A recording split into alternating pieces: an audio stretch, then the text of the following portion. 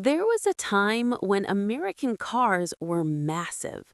Long hoods, wide bodies, huge V8 engines. In the 1950s and 60s, bigger meant better. But look at the market today. Compact SUVs dominate. Sedans are smaller. Fuel efficiency matters more than ever. So what happened? Why did American cars shrink? Was it government regulation, oil crises, foreign competition, or changing consumer priorities? The answer is not simple. Let's break it down. The era of big cars. In the post-war boom, American automakers focused on size and power. Companies like Ford Motor Company, General Motors, and Chrysler competed on scale. Cars were heavy, engines were large, fuel was cheap. Models like the Cadillac DeVille or Chevrolet Impala stretched over 18 feet long. Consumers didn't worry about fuel economy. Gas was inexpensive, roads were wide, suburbs were expanding. Big cars symbolized success. The 1970s oil crisis. Then everything changed. In 1973, the OPEC oil embargo hit. Fuel prices spiked. Gas shortages appeared. Suddenly, fuel economy mattered. Consumers began looking for smaller, more efficient vehicles, and foreign automakers were ready. Toyota, Honda, and Datsun offered compact, fuel-efficient cars. They were cheaper to run, more practical during a fuel crisis. American manufacturers were slow to adapt, and they lost market share. Government regulations. Another major factor was regulation. In 1975, the U.S. introduced CAF standards, Corporate Average Fuel Economy rules, required automakers to improve fuel efficiency across their fleets. This forced redesigns, smaller engines, lighter materials, more aerodynamic shapes. At the same time, new safety and emissions regulations added complexity. Automakers had to balance efficiency, safety, cost. Shrinking vehicle size became part of that equation.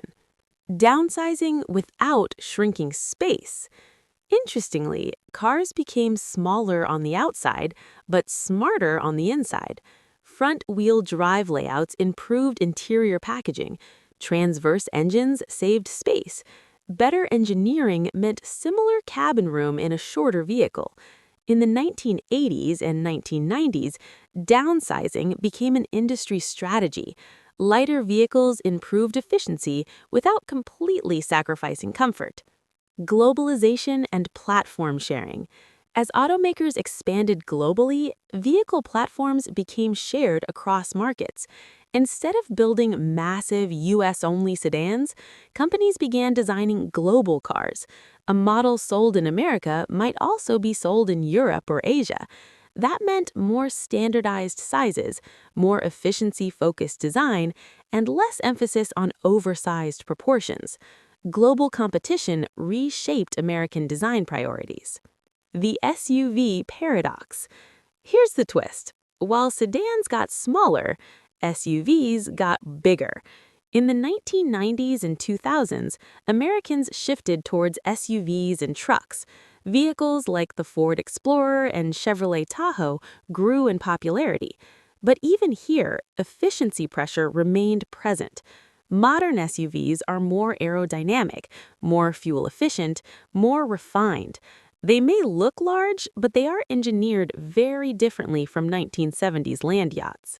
So yes, cars got smaller, but consumer demand for space never fully disappeared.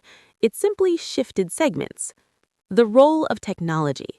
Advancements in materials also played a role. High-strength steel, aluminum, composite materials. Engines became smaller but more powerful. Turbocharging replaced displacement. A modern turbocharged 2.0-liter engine can outperform an older V8 from decades ago. Performance no longer required massive engines. Technology allowed vehicles to shrink without losing capability. Final analysis. So why did American cars get smaller? Because of fuel crises?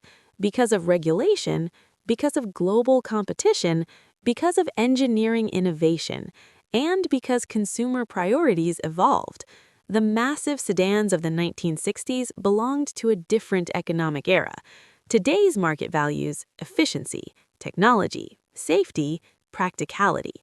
American cars didn't just shrink, they adapted, and adapting is what keeps an industry alive. Now I want to hear from you. Do you miss the era of big American sedans, or do you prefer modern efficiency and technology? Let's discuss in the comments, and subscribe for more automotive history and industry analysis. See you in the next video.